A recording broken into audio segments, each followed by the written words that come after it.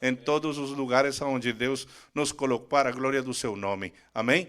Então vamos estar orando ao Senhor pela vida do nosso primeiro preleitor, o pastor Fábio Felipe. Queria convidá-lo e ao pastor Cássio Rafa para estar entregando ele aos pés de Jesus. Por favor, se coloca sobre seus pés, estenda suas mãos até aqui, vamos orar em nome de Jesus.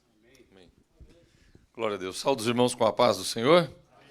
Vamos orar, irmãos. Querido Deus, Pai amado e bendito, Deus eterno e soberano, obrigado, Senhor, porque já estamos aqui, Senhor, na Tua presença, Senhor, ó Deus, com a nossa alma, o nosso coração, prontos para recebermos, Senhor, a instrução da Tua palavra, Senhor. Ó Deus querido e santo, santifica-nos, Senhor, limpa-nos, edifica-nos, Senhor, com a Tua palavra. Usa o Teu Filho, Senhor, para nos abençoar, ó Pai querido, mas transforma-nos, Senhor, e impacta-nos pela Tua palavra, é o que nós te pedimos e agradecemos em nome de Jesus. Amém. Amém. Glória a Deus. Nós vamos estar hoje nos adentrando no estudo da Cristologia através da vida do pastor Fábio Felipe. Receba ele com muita alegria nesta tarde, em nome de Jesus. Obrigado. Meus irmãos, paz do Senhor Jesus. Amém. Toma assento, por favor. Deus abençoe. Glórias ao nome de Jesus. Que alegria poder estar aqui com os irmãos mais uma vez, na nossa ceia do Senhor, num dia de sábado e também na nossa ACO, né? E hoje o pastor Davi, ele mencionou, nós estamos no novo formato das regionais. Para nós é uma honra poder estar aqui com os irmãos, falando um pouquinho do amor do Senhor, da palavra de Deus. Quero aqui agradecer a Deus, irmãos. Não posso deixar jamais de agradecer a Deus pela oportunidade que o Senhor nos dá. É sempre uma alegria, irmãos, estar ministrando, mas eu me sinto muito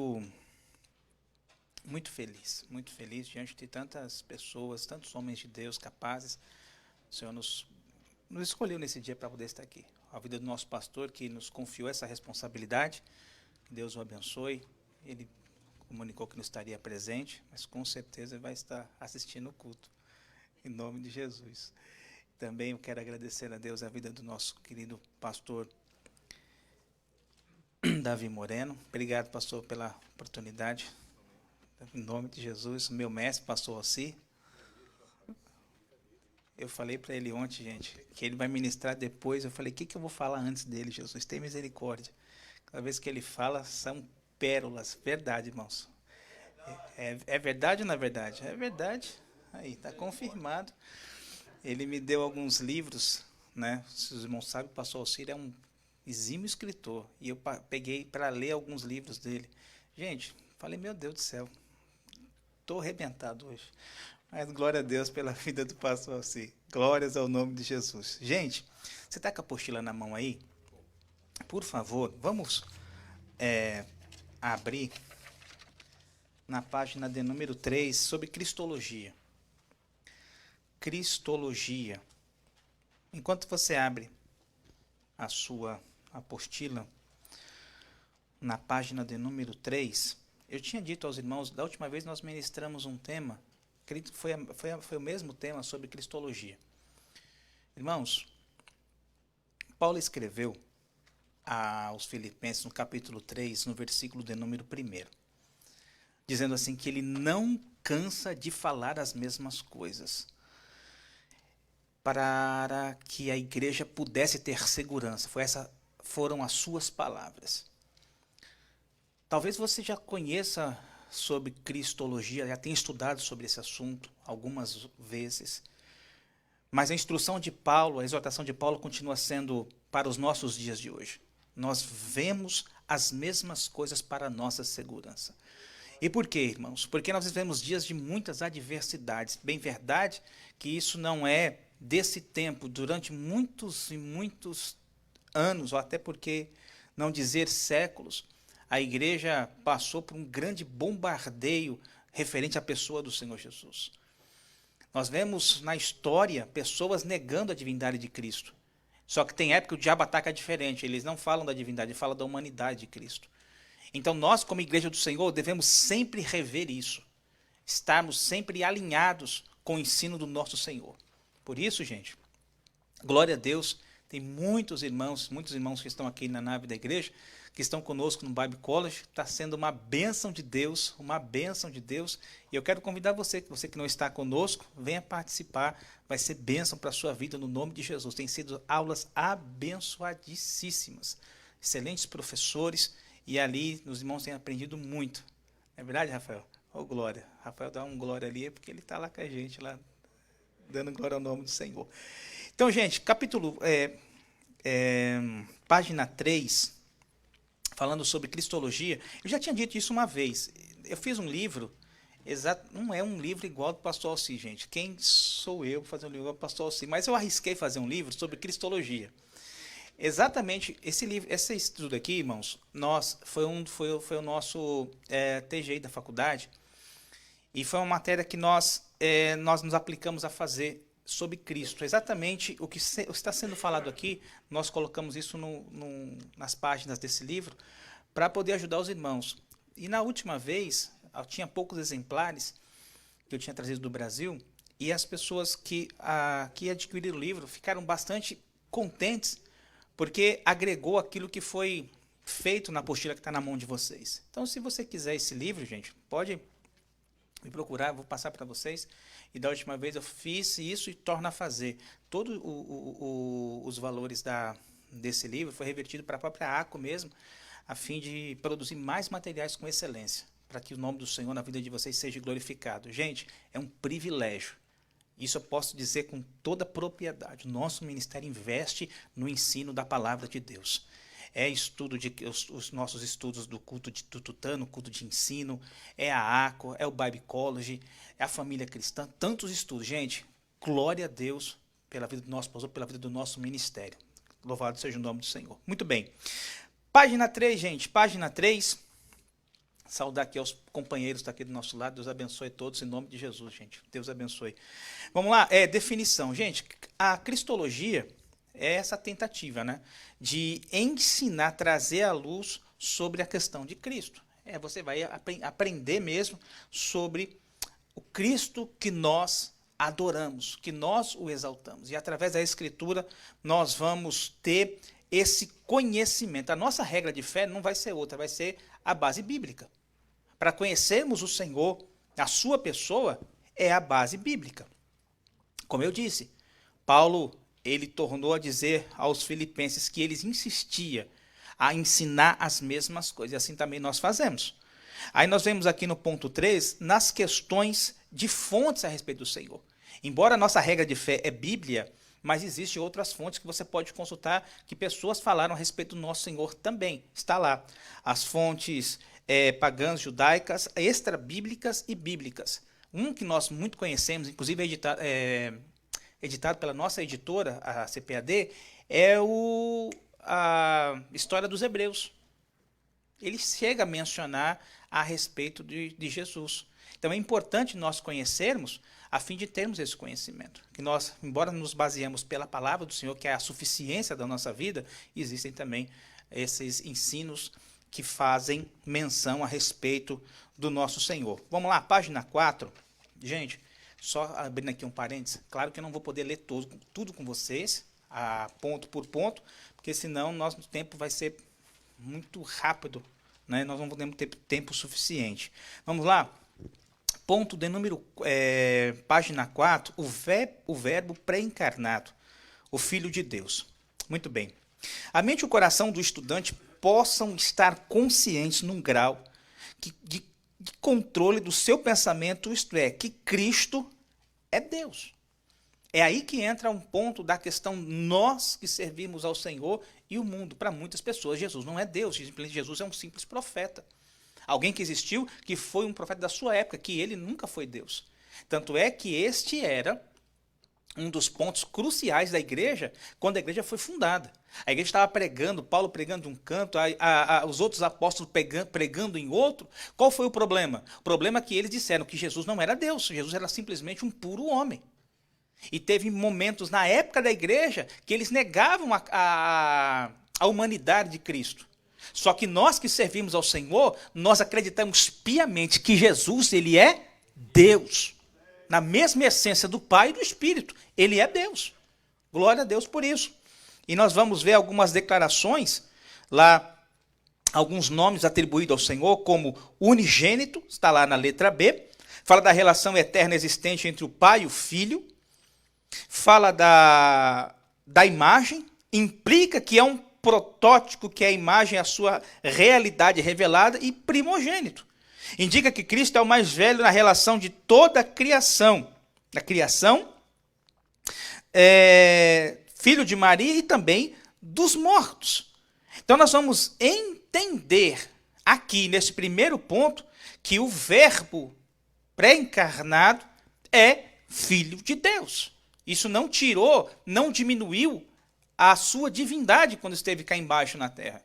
É aí que nós encontramos muitos pormenores, muitas dificuldades em relação a isso. Não nós, mas ao mundo que nos cerca. Veja só, ponto 4 lá embaixo, gente, na página de número 4, igualmente conclusivo de que Cristo é Deus, é evidência retirada dos seus atributos: eternidade, imutabilidade, onisciência, onipotência e onipresença. Ele nunca deixou de ser Deus. E esses atributos estão sobre ele.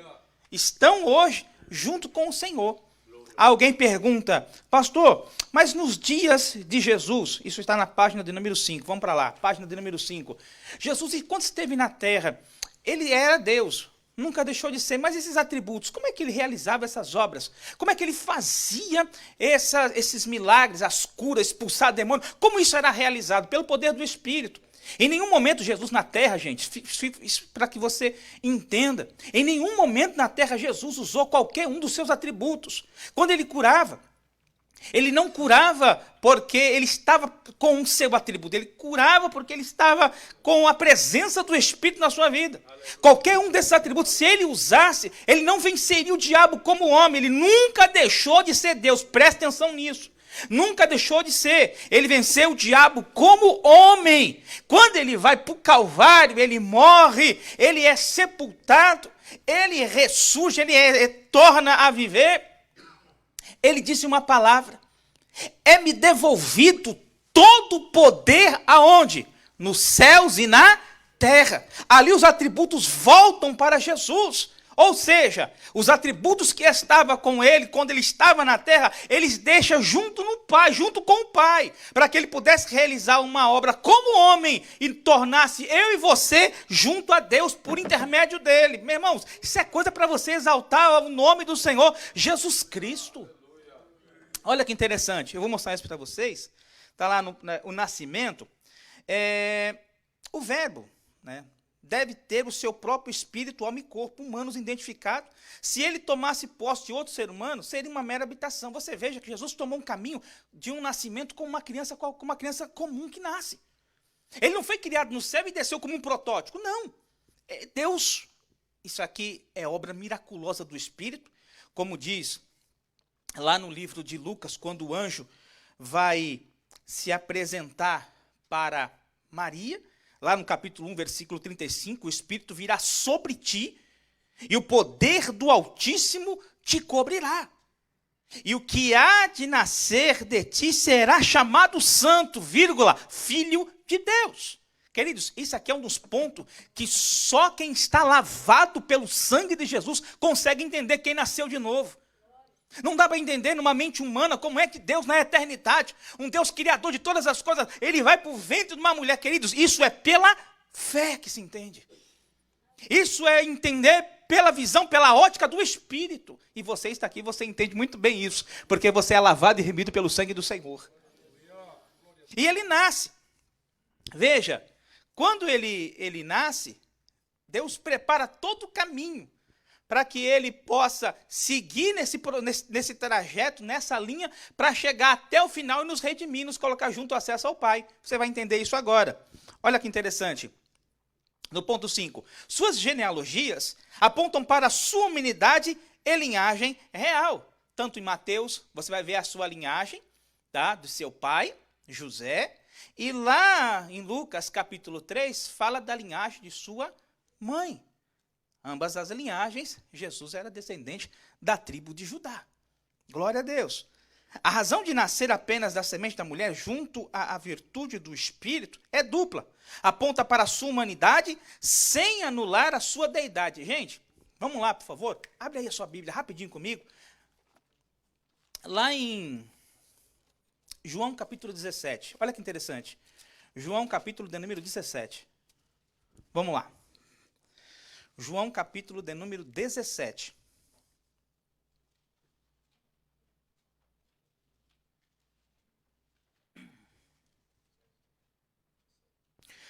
Capítulo 17, versículo 5 diz assim, ó: E agora, glorifica-me tu, ó Pai, junto de ti mesmo. Presta atenção agora na continuação do verso. Com aquela glória que eu tinha antes que o mundo existisse. Ele está fazendo uma oração, porque daqui a pouco ele vai para o Calvário. Ele está pedindo para que Deus o glorifique com aquela glória. Que glória é essa? São os atributos, que não está com ele aí. Está na eternidade. Quando ele ressuscitar, o Pai coloca de volta tudo nele. E aí ele passa a ter onisciência, onipresença, onipotência. E ele continua sendo Deus, nunca deixou de ser. Só que com os atributos para todo sempre. Foi por isso que ele disse: eis que eu estou convosco todos os dias. A onipresença. Ele não estará, ele está presente conosco todos os dias. O espaço já não era problema para o Senhor. Para ele ir e vir, ele tinha que andar, ele tinha que pegar um barco para ir para outra cidade, para outra província.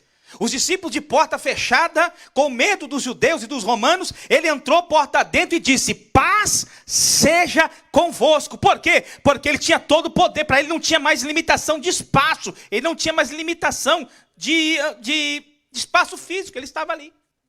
Olha que interessante, página de número 6. Página de número 6. A infância do Senhor. Como qualquer menino, ele vai nascer, ele vai, como um judeu, ser circuncidado ao 8º dia, apresentado aos 40 dias, e com 12 anos ele estava lá no templo, junto com os doutores da lei. A Bíblia vai ocultar esse período de 12 anos até o 29º ano dele, porque somente os anais da eternidade um dia vai nos explicar isso, porque Deus não quis revelar. Não há uma revelação clara dos 12 aos 29 anos. O que subentende na palavra é que ele herda o ofício de seu pai José, ele é um bom carpinteiro, porque as pessoas quando o vê, diz: não é este o carpinteiro? Não é este o carpinteiro? Então ele tem um ofício, ele herda essa profissão do seu pai e por assim ele fica durante esse período. Não se sabe, mas passa a saber depois dos seus 30 anos, quando ele inicia o seu ministério. Agora você já percebeu uma coisa? Que você já ouviu muitas pessoas dizer, você já até ouviu pregadores também pregar, que Jesus morreu com quantos anos? Quantos anos? 33 anos. Agora, você já leu nos evangelhos, Mateus, Marcos, Lucas e João, que não tem isso escrito? Como é que nós vamos identificar que Jesus morreu com 33 anos? Porque não tem. Se você for ler, não tem. Não existe isso. Fala que ele chegou com 30 anos e iniciou seu ministério. Para cumprir Números 3:23. Ele tinha que ter 30 anos para começar o ministério. Por isso que ele não começa o ministério antes. Jesus não poderia começar com 25 anos, com 20 anos. Com menos anos ou com mais. Tinha que começar exatamente com a idade certa. A idade de um sacerdote. Com 30 anos, para cumprir Números capítulo 3. Só que ele morre. 3 anos do seu ministério foi suficiente para ele realizar essa obra. Mas a Bíblia não vai registrar claramente que Jesus morreu com 33 anos. Aos 33 anos, Jesus foi para o Calvário e morreu. Aí, olha que interessante. É por isso que é bom nós estudarmos, porque os inimigos da Bíblia, irmão, pega assim, ó, quer pegar algum erro na palavra e arrebentar com a gente. Isso aí, irmãos, é a coisa mais comum que você vai encontrar. É gente tentando negar a eficiência, a eficácia da palavra de Deus. Ele só tenta, mas nunca consegue. Você quer saber isso? No final da aula eu te mostro. Aleluia! Eu vou te mostrar que eu fiz um slide para você. Olha como você vai sair daqui abençoado em nome de Jesus. Aí quando alguém te perguntar, você vai falar com propriedade. Fala amém! Eita Jesus, da glória. Vamos lá. O batismo de Jesus, irmãos. Por que era necessário Jesus batizar? Página 7. Vamos lá? Página número 7. Teorias sobre a necessidade do batismo. Primeiro, identificar com os pecadores, porque o que ele fez, nós havíamos de fazer publicamente. O batismo de Jesus foi público para que todos ali pudessem contemplar. Separação para o ministério messiânico. Terceiro, tomar uma suposta parte com o remanescente fiel de Israel. Então, fez-se necessário Jesus batizar-se com essa identificação. Tanto é que essa mesma a atitude que ele vai fazer, ele ordena para a igreja. Quem crer e for batizado. Então, ele fez isso como um exemplo para que hoje todos nós venhamos a fazer. O batismo foi necessário. Agora, olha que interessante a tentação de Jesus, irmãos. Isso aqui, vamos tomar um tempinho sobre isso aqui. Veja, 3 fatores fundamentais. O primeiro, tentar, tem a ver com o teste ou estabelecimento de uma prova. Testar com o objetivo de provar ou desenvolver uma virtude. Você já percebeu que Jesus, ele é conduzido pelo Espírito ao deserto para ser tentado pelo diabo. Durante esses 40 dias, Jesus ele é tentado. Embora a Bíblia nos apresente apenas 3 tentações, gente, é claro, nós entendemos isso. Jesus, ele passa 40 dias sendo tentado pelo diabo. Dá a entender que ele é tentado só 3 vezes, 3 dias. Tipo, no começo, no meio e no fim. Não, os 40 dias eles são tentados. E tanto é que a Bíblia chega a dizer também, no final da tentação, se você for ler lá em Mateus, no capítulo 3, que quando ele é tentado, a Bíblia é muito clara, e o diabo deixou por um momento, porque até no Calvário, quando Jesus estava crucificado, a Bíblia diz lá nos Salmos que ele foi cercado por demônio para que ele pudesse sair do propósito que Deus estabeleceu, que era morrer por mim e por você. Veja que no espiritual ele estava sendo provado, estava sendo tentado. Lá embaixo os soldados dizendo para ele, se tu és o filho de Deus, desce da cruz. Então não foi só aqueles 40 dias. Ali foi para o início do seu ministério. Mas a tentação foi por todo o ministério que ele sofre. Veja lá no ponto 3, na página de número 8. O teste de Cristo feito por Satanás é um teste tríplice. Esse teste diz respeito à humanidade do Salvador e o seu valor é, no que diz respeito aos seus homens, uma questão de demonstrar a impecabilidade absoluta do Filho de Deus. Gente, se ele estava como Deus aqui, é fácil você resistir a qualquer tentação. Difícil é resistir como homem. Como homem, ele provou para o diabo que ele não havia de pecar. Como Adão foi criado sem pecado, mas pecou, Jesus, como é chamado segundo Adão, ele mostra para o diabo que ele não vai pecar. Ele vai vencer o diabo como homem e vai ligar a nós com o Senhor. Bendito seja o nome do Senhor Jesus. É por isso que nós estamos aqui com acesso a Deus, porque ele venceu. Ele venceu no seu ministério até o final dele, até na cruz, para que eu e você estivesse aqui. E por causa disso, irmãos, nós temos acesso ao Senhor, nosso Deus. Aí o diabo tentando o Senhor, o diabo tentando por 40 dias, tentando-o, para que ele pudesse ceder às tentações, mas ele não cede. E vai até o final com o seu propósito. E o interessante é que passa esses 40 dias, ele diz que tem fome, ele não come nada. 40 dias e 40 noites sem comer nada. Eu quero aqui abrir um parênteses, dizer uma coisa para os irmãos, muito interessante, irmãos. Isso aqui nós tratando muito dentro da sala de aula. Essa tentação do Senhor, durante os 40 dias, ele não come e não bebe nada. Isso é simplesmente para fazer isso, gente, claro que tem que ter algo sobre a vida dele. Uma glória o fez. Aí você fala, pastor, mas qual o homem natural que consegue fazer isso? É verdade que nos dias de hoje, máximo 7 dias, alguém consegue ficar sem comer, sem beber nada. Passou disso, irmãos. Só Deus para o guardar, porque pode até morrer. Mas se você olhar para a Bíblia, lá no livro de Deuteronômio, capítulo 9, verso de 9 e verso 18, a Bíblia chega a dizer, pastor Cláudio, é claro que Moisés, ele ficou 40 dias... Irmão, vamos lá, vai. Vamos para Deuteronômio. Deixa eu te mostrar aqui um negócio e você vai dar glória. Eu vou falar um negócio aqui para vocês. Cadê o... Ali. Deuteronômio capítulo 9. Deixa eu mostrar isso aqui que eu preciso mostrar, que eu senti de Deus de mostrar isso aqui para vocês. Deuteronômio capítulo 9. Olha que interessante. Deuteronômio capítulo 9. Versículo de número 9. Olha que interessante, irmãos. Está falando aqui é Moisés. Subi eu ao monte receber as tábuas da pedra, as tábuas do concerto do Senhor que fizera convosco. Então fiquei no monte quantos dias? 40 dias e 40 noites. Olha o que Moisés disse. Pão não comi e água não bebi. Jejum total. 40 dias e 40 noites sem comer nada. Isso é jejum. Irmãos, palavra jejum é abster-se de alimento. Pão e água. Eu não vou comer nada, não vou beber nada. É você me pedindo, dizendo para o Senhor, Deus, eu estou me esvaziando de tudo isso, porque eu quero me encher da tua glória, eu quero poder sobre a minha vida. Isso é jejum. Jejum é abster de alimento. Aí no verso 18 ele faz a mesma coisa. E me lancei perante o Senhor como outra vez, como antes. 40 dias e 40 noites não comi e não bebi água também. Agora, olha o que Deus está falando. Deuteronômio capítulo 18. Pula só umas páginas para frente, você vai entender. Moisés falando e Deus falando. Ele está profetizando a respeito de um profeta que vai levantar.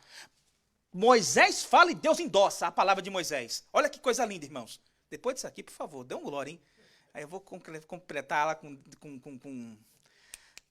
Hebreus, aí você vai dar um glória. Veja só. O Senhor teu Deus despertará um profeta no meio de ti e diz, teus irmãos, como eu, não é igual, é como, porque ele é maior, eu sou pecador, ele não é. Como eu, a ele ouvireis.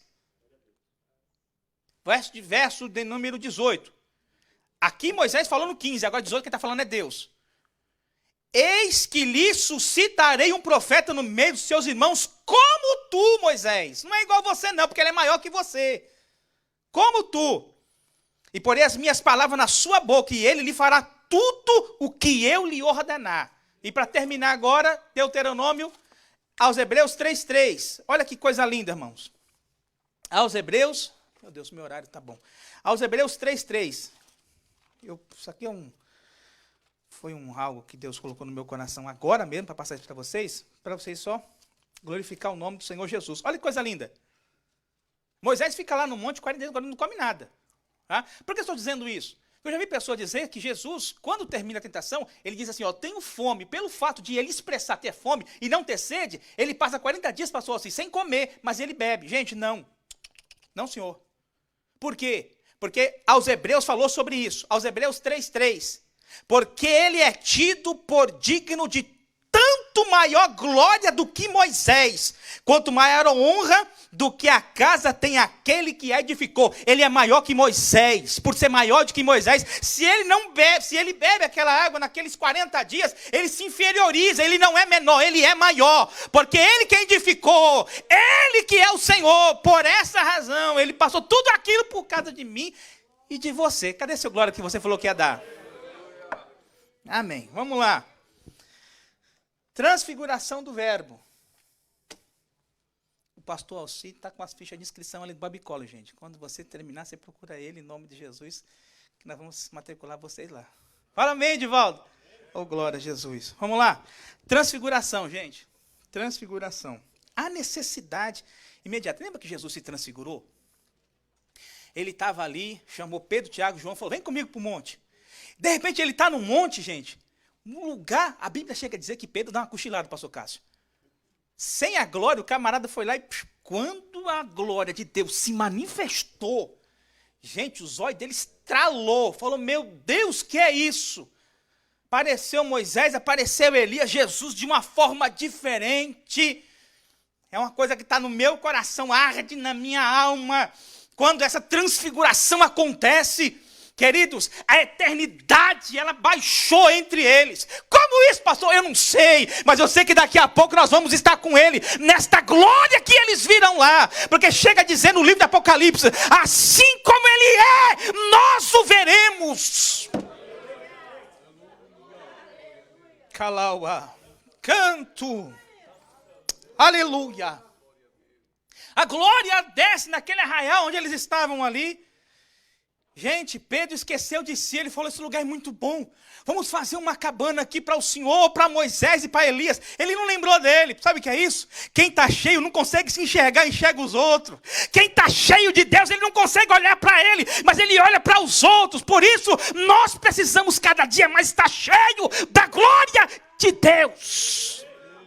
Olha que coisa linda. Eles veem aquela glória e a necessidade imediata, a era da graça, seria inaugurada pela morte de Jesus em breve. Então a promessa do reino messiânico ficará em repouso, porque esse reino messiânico ele vai se estabelecer na terra. Sim, depois que Jesus voltar, lá no final da grande tribulação, no milênio. Vai acontecer isso. E até o tempo determinado por Deus, assim a transfiguração testemunhada por 3 representantes do povo judeu. Significa a segurança de que a promessa para Israel não foi abandonada. Assim como a grande tribulação, os 7 anos vai ser para Israel, porque as 70 semanas, se você for lá no livro de Daniel, o anjo falou muito claro, as 70 semanas está determinada sobre Israel, e sobre o povo de Israel e sobre a nação de Israel. Isso é uma das grandes verdades, porque a igreja não vai passar pela grande tribulação. Fala amém, Jesus. Não passa, não passa, não passa. Embora, pastores, eu encontro muita gente dizendo, afirmando, porque tem um professor chamado internet, tem que tomar muito cuidado com ele, porque ele fala tanta abobrinha às vezes, tanta abobrinha. Essa expressão é de São Paulo, as abobrinhas da vida, né? Fala tanta abobrinha que estão dizendo que a igreja vai passar pela grande tribulação. Aí eu lembro do pastor Marcos dizendo, você quer ficar? Então fica você, testemunho de Jeová, as bestas feras, mas nós não vai ficar, não vai subir, acabou. A igreja não vai ficar na grande tribulação. Vou repetir, a igreja não vai passar pela grande tribulação. A igreja vai subir antes. E acabou. Aí, o reino vai ser estabelecido. Então, Deus mostrou para Israel durante a crucificação do Senhor, que Israel rejeita, na verdade, antes, quando ele entra em Jerusalém, e o povo lá no final vai reconhecer Jesus. O que Jesus queria que Israel fizesse e não fez, quando ele entra na cidade santa, montado em um jumentinho, ali Israel não aceita, eles negam ao Senhor. Eles não reconhecem o Messias. Mas isso que havia de acontecer e não aconteceu, vai acontecer. Lá no final da grande tribulação acontece. Por quê, pastor? Porque o anticristo vai virar as nações contra Israel para destruir por completo. Aí eles começam a clamar ao Senhor. Quando eles clamarem por Jesus, os céus se abrem, Jesus vem montado nas asas de um querubim e estabelece o milênio na terra. Isso é para o pastor Alci falar, gente. Isso aí é aula de escatologia. Vamos lá. Página 10. Vamos lá. O sofrimento do Senhor. O sofrimento e a morte do Senhor. Gente, Jesus ele sofre por amor das nossas vidas. O profeta Isaías, ele vai mostrar esse sofrimento, ele vai mostrar o que Jesus passou para que nós estivéssemos aqui. Veja que a Bíblia ela é repleta de passagens bíblicas que mostram o sofrimento do Senhor, para que nós estivéssemos aqui. Porque a culpa não era dele, era nossa. Mas ele se faz culpado para que nós estivéssemos aqui. É o que nós fazemos na ceia do Senhor todos os meses. Todos os meses. É celebrar a sua morte.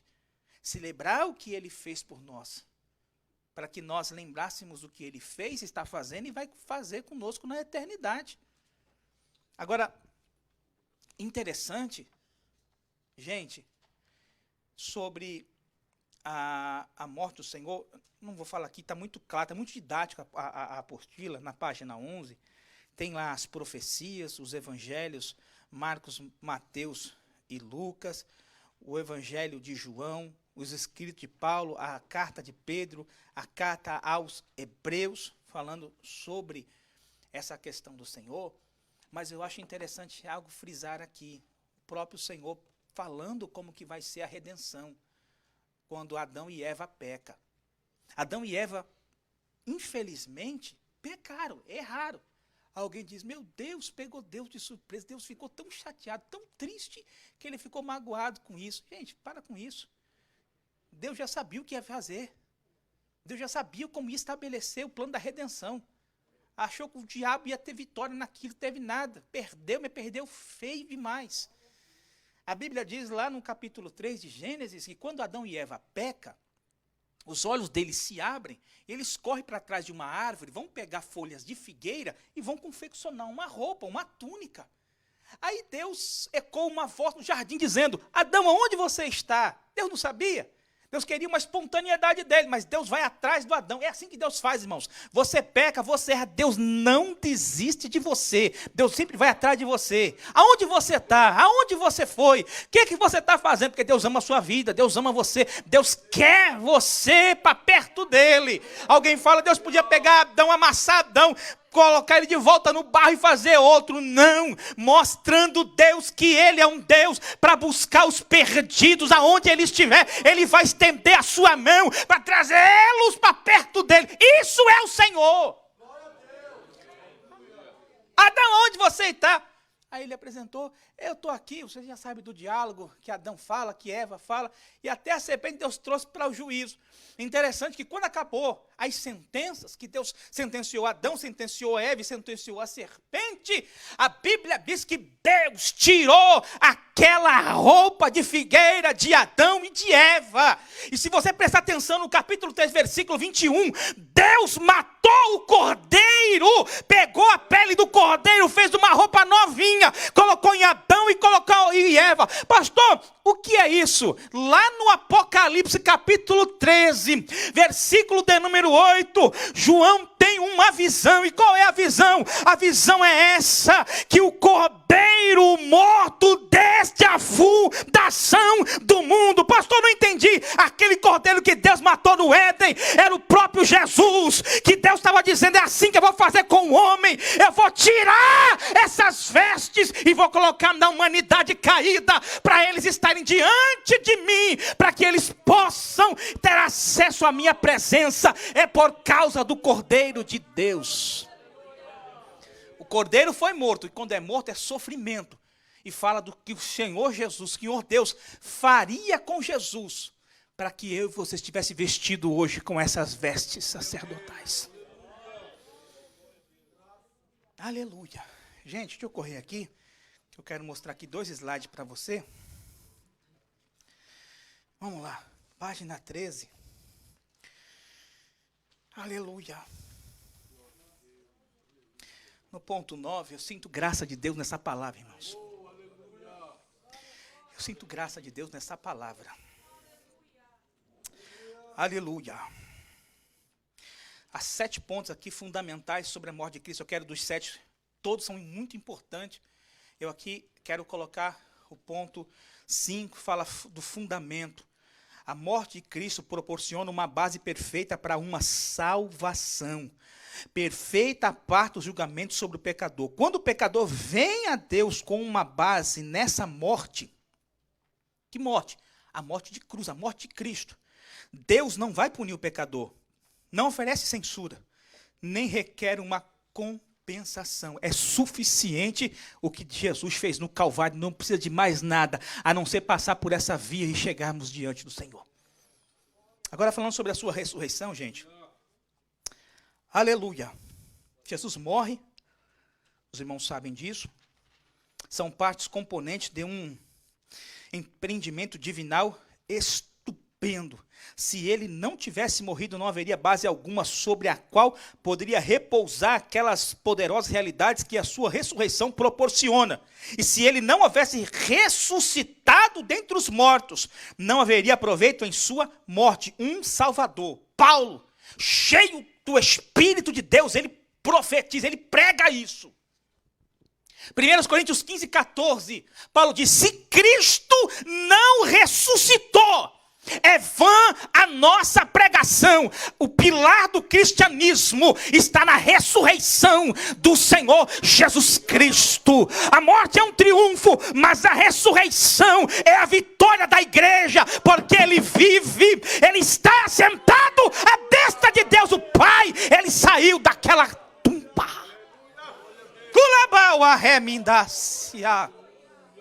Aleluia! Permita-lhe dizer algo que o Espírito coloca no meu coração. Quando Jesus ressuscitou, olha para a Bíblia, presta atenção nos pormenores da palavra de Deus. Capítulo 20, versículo 7. A Bíblia diz que Jesus pegou um lenço, o lenço que estava sobre ele, está lá registrado. Quando ele sai, ele levanta pelo poder do Espírito daquela tumba. A Bíblia diz que o lenço que estava sobre ele, ele não embola o lenço e joga, não. A Bíblia é clara em dizer que Jesus levanta, pega o pano com muito cuidado, ele dobra o pano e coloca na cabeceira da onde ele foi sepultado. Pastor, o que é isso? Porque quem pegava o pano, rolava ele depois de uma refeição e jogava, ele estava dizendo, acabou, não tem mais o que fazer. Quando o pano estava dobrado, o servo ia olhar, ele ia entender, o mestre vai voltar, o mestre vai voltar, o mestre vai voltar, o pano está dobrado, ele está dizendo, eu vou voltar, eu vou voltar, eu vou voltar, ele está vivo.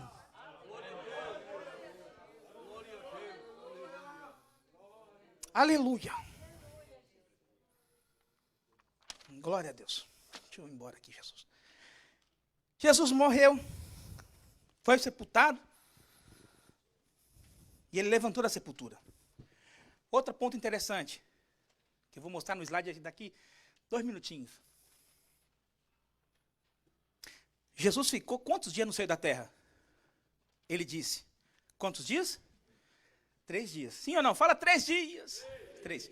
Só que se você olhar 3 dias, é 3 dias. Hoje é... Não, agora não, Lucas, depois vai não, vigia. O povo, mas aí, segura. Veja, 3 dias, ele é sepultado na sexta-feira. 3 horas da tarde ele morre, já pega o corpo dele, porque sábado não podia fazer nada, e já coloca ele na sepultura. Se ele entrou na sepultura tarde, antes de fechar o dia de sexta-feira para entrar no sábado, então foi sexta. Sábado, domingo ele levanta da sepultura às 6 horas da manhã. Isso dá 1 dia e meio. Como é que a Bíblia fala 3 dias? Como é que você explica isso para quem não conhece? E aí? Olha o nó da cabeça que dá. Fala, Jesus entrou na cruz 3 da tarde e ressuscita domingo de manhã. Isso não é nunca 3 dias. E aí? Como explicar isso? Você vai saber disso hoje. Mas se você não der um glória a Deus, você vai ver só. O negócio vai ficar sério para você. Vamos lá. Lucas, volta para mim rapidinho então. Vou mostrar isso aqui rapidinho. Outro. Gente, presta atenção aqui. Está dando para vocês verem, né? Tá. Olha só. A Bíblia foi feita olhando a visão dos judeus. Na época dos judeus. Temos que entender essa cultura deles. Para nós, um dia é 24 horas. Hoje é 7 horas. 7 horas não. 5 horas. É 5 horas agora, gente? É, né? 5 horas. Para ser 24 horas um dia, é 5 horas do dia seguinte. Ok? Para o judeu, não. Presta atenção nisso aqui. Está ali, ó. Jesus foi para a cruz às 9, 3 horas da tarde ele é morto. Ele é morto, tiraram ele da cruz. Antes de virar 6 horas da tarde, isso é cultura dos judeus. Antes de virar 6 horas da tarde, que para os judeus já era sábado, porque os judeus contam o dia 6 da noite começa 6 da tarde e termina no outro dia às 6. Não é igual o nosso, que é 24 horas, ou 0 hora. Então, antes de virar o sábado, 15 horas ali, contou um dia. Contou um dia. Não importa se era algumas horas, para o judeu é um dia e ponto final. Passa o sábado todo, quando chega no sábado, 6 horas da tarde, já vira domingo. Ou seja, outro dia. Aí no domingo, outro dia. Então, pela cultura dos judeus, Jesus ficou 3 dias e 3 noites no seio da... Você não deu glória. Por isso que eu não gosto de falar essas coisas, porque depois você não dá glória. Aí fica difícil. Entendeu isso aqui? Deu para entender? Tira a foto, tá com o Lucas ali, depois você pode pegar. E se alguém te ficar perturbando o juiz, fala... Tá aqui. Amém? Amém. E para terminar, Lucas, o antes. Olha só, gente.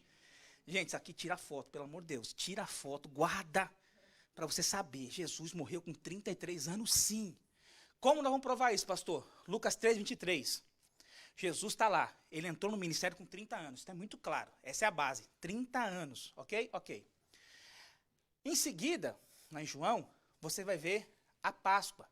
Então, Jesus, quando faz 30 anos, já está entrando ali um período de Páscoa. Ok? Ok. Lá em João, capítulo 5, 6 e 11, vai falar de mais 3 Páscoas. Quantas Páscoas? 3. A Páscoa, ou as Páscoas, elas são celebradas anualmente. Ela não é celebrada uma vez a cada 6 meses, ou meses em uma. Não, é uma por ano. Então, no capítulo 5, Jesus está passando uma outra Páscoa. Ele está com quantos anos? 31. Lá na frente, ele vai fazer uma outra Páscoa. Está lá, com 32 anos. E antes da morte dele, ele vai celebrar a última Páscoa, que é em João 11, 55. Ele está com quantos anos? Cadê o glória? Pronto, está aprovado. Jesus morreu com 33 anos. Não tem nada, a Bíblia não tem dificuldade. Para entender tudo isso, está aqui o nosso mestre, pastor Alci, com as fichas de inscrição na mão, para você ir para a escola e dar glórias ao nome de Jesus. Não tem coisa melhor que isso. E dito isso, meu horário já foi embora, você pode fazer uma coisa, por favor, só uma de verdade, só uma. Vamos, para fechar mesmo, de verdade. Bata a palma e glorifica o nome do Senhor Jesus. Pastor.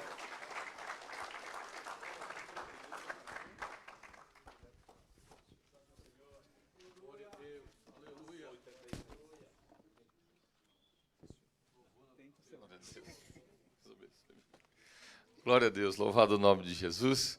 Nós vamos louvar ao Senhor, pastor José Luciano, louvando ao Senhor com um hino congregacional em nome do Senhor Jesus Cristo. Amém? Hino de número 86.